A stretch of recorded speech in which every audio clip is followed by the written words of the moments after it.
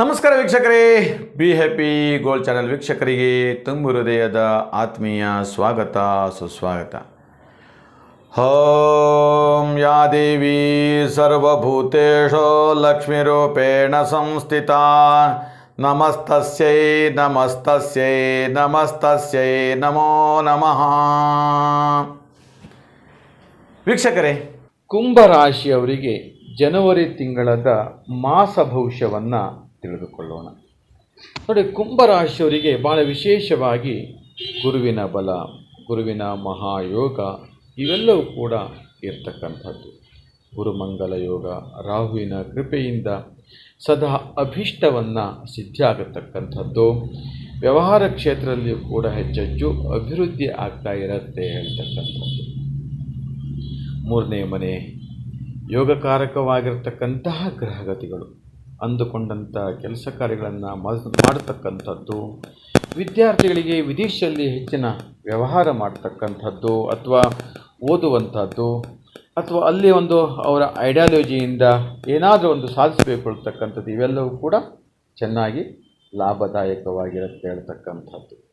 ಹಾಗೆ ಔಷಧಿಯ ತಯಾರಿಕೆ ಮಾಡುವಂತಹ ಸಾಮಗ್ರಿಗಳಿರ್ಬೋದು, ಮೆಡಿಕಲ್ ಶಾಪ್ ಇರ್ಬೋದು, ಇದರಲ್ಲೆಲ್ಲ ಹೆಚ್ಚಿನ ಲಾಭ ಉಂಟಾಗತ್ತೆ ಹೇಳ್ತಕ್ಕಂಥದ್ದು.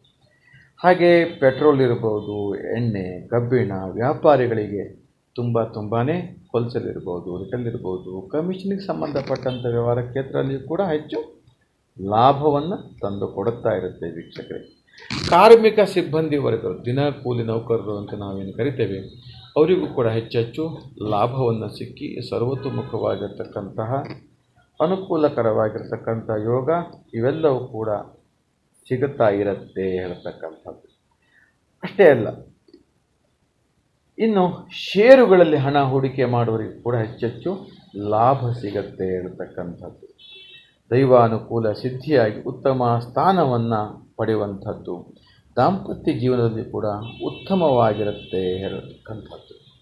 ಹಾಗೆ ಇನ್ನು ಕೃಷಿಕರಿಗೆ ಅಡಿಕೆ, ತೆಂಗು, ಏಲಕ್ಕಿ, ಮೆಣಸು ಬೆಳೆಯುವಂಥವರಿಗೆ, ಕೃಷಿಕರಿಗೂ ಕೂಡ ಹೆಚ್ಚೆಚ್ಚು ಲಾಭವನ್ನು ತಂದು ಕೊಡ್ತಾ ಇರುತ್ತೆ. ಹಾಗೆ